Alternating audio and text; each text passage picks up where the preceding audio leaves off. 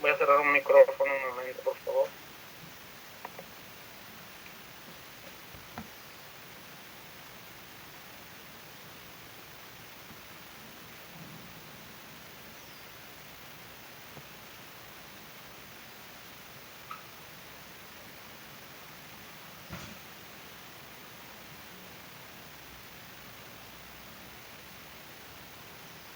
Y esta membrana serosa se denominará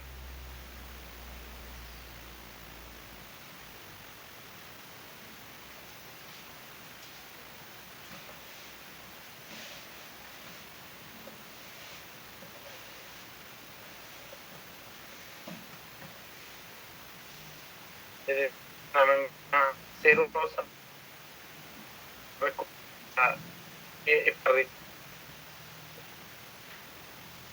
También tenemos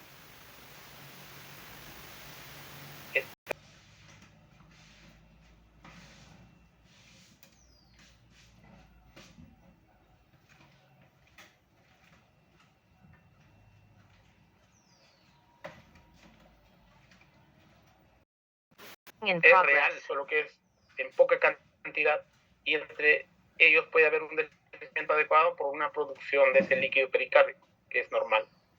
Entonces, cuando nosotros estimamos más o menos cuál es la cantidad habitual de líquido pericárdico normal, en los adultos, dependiendo del tamaño, puede ser entre 15 a 50 mililitros de contenido a nivel de estas dos membranas pericárdicas. Mientras que en los niños aproximadamente es 1 mililitro por kilo de peso la cantidad de líquido pericárdico.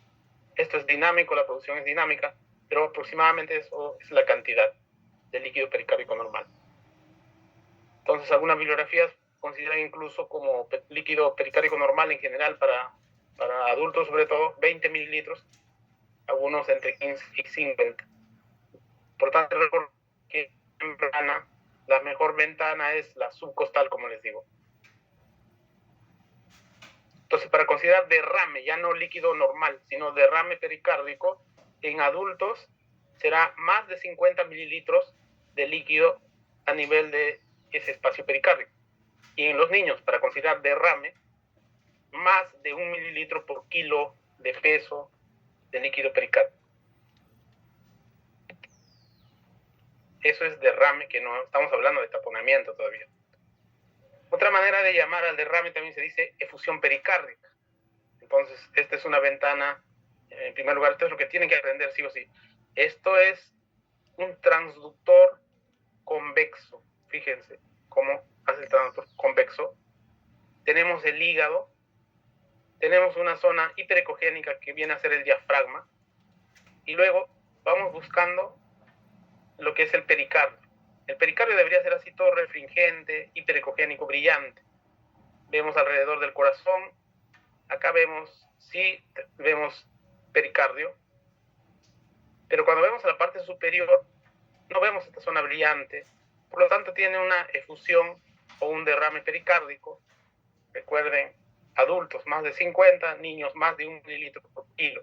Y cuando ustedes observan las cavidades derechas, la aurícula derecha no se colapsa en los cambios de ciclo del ciclo cardíaco.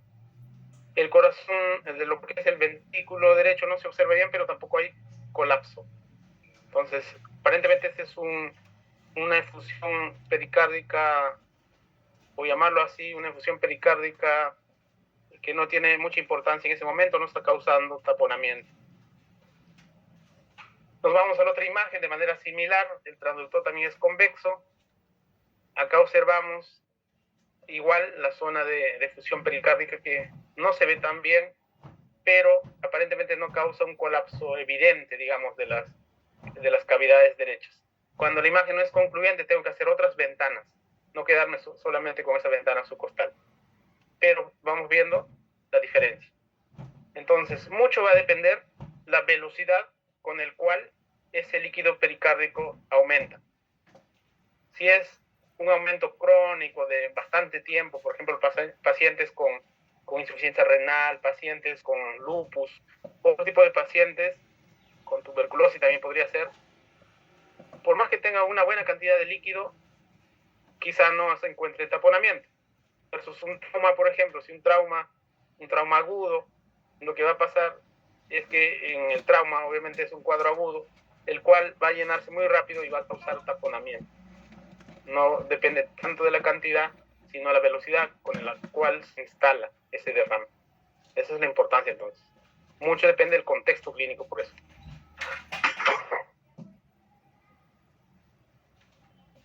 Un momento, hay un micrófono abierto.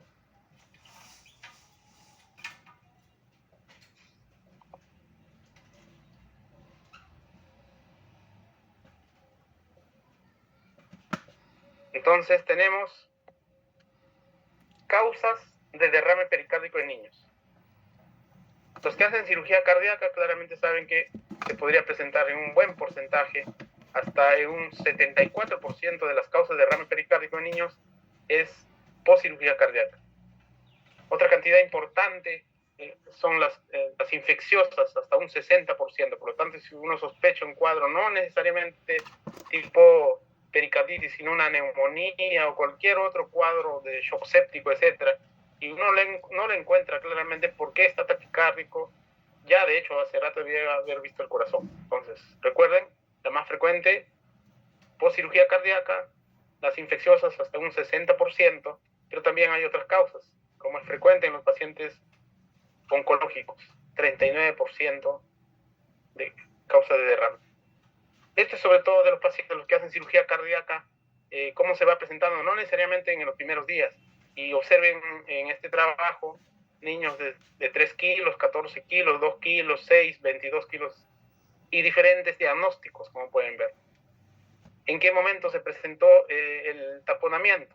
Por ejemplo, en este niño de 3 kilos a los 35 días. Así que ustedes, es importante por eso el seguimiento que puedan hacer con esos pacientes. Y hoy por hoy, nada más no es que se sienten en consultorio, lo oculto y ya. En estos pacientes que sabes que tienen riesgo, podrías o deberías hacer una ecoconsulta. O sea, focus en la consulta, ¿no? Le das una mirada al corazón, perfecto. Eso es lo adecuado.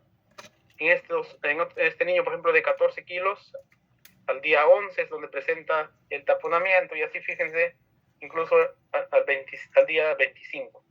Dependiendo cómo haces el enfoque y el diagnóstico, si es temprano o no, muchos de estos niños se pueden recuperar o incluso algunos pueden fallecer, ¿no? Entonces, importante, ¿no? Hecho el diagnóstico, tiene que hacer tratamiento, ¿no? Quizás para evitar la inflamación, aspirina, hacer, de hecho, una pericardiocentesis si está en taponamiento evidente, y luego ya pues el cirujano con paciencia lo lleva a sala y le hace su ventana, ¿no? En algunos casos será necesario incluso usar corticoides. Entonces lo importante es eso de hacer el diagnóstico. Todos estos pacientes fueron sometidos a pericardiocentesis y retiraron más o menos entre 50 a 100 mililitros de líquido cero sanguinolento. Observen, 50 podría ser insignificante para un adulto porque incluso hasta normal se considera, pero para un niño de 3 kilos, 50 es muchísima cantidad que lo tapona, o incluso 100 con mayor razón, ¿no? Entonces en los niños, recuerden eso, no tanto es la cantidad, sino los efectos hemodinámicos que está produciendo. Pero para explicar todo esto, hay que recordar la compliance o la complianza del pericardio. ¿Cómo es la fisiopatología del derrame? Acá ya vemos la boca de pez, es un eje corto en el cual estamos viendo el ventrículo izquierdo. Vemos el corazón amoroso, el derecho, abrazando, pero miren cómo se colapsa este corazón derecho. Es anecogénico, en ecografía. Es el derrame pericárdico. Entonces, por más mínimo líquido que exista, ya va haciendo lo que hablábamos al inicio, ¿no? Un derrame pericárdico pequeño de alguna manera aumenta la presión.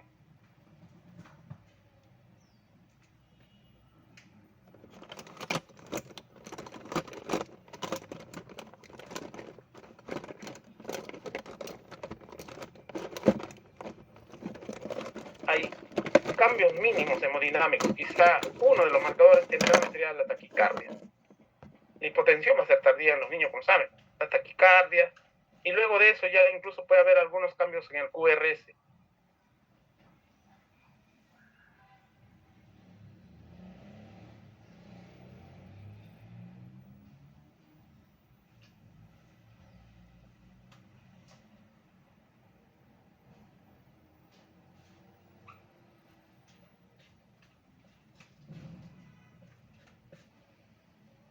No, el drenaje, porque realmente no es físico hacer, pero hay que saber hacerlo.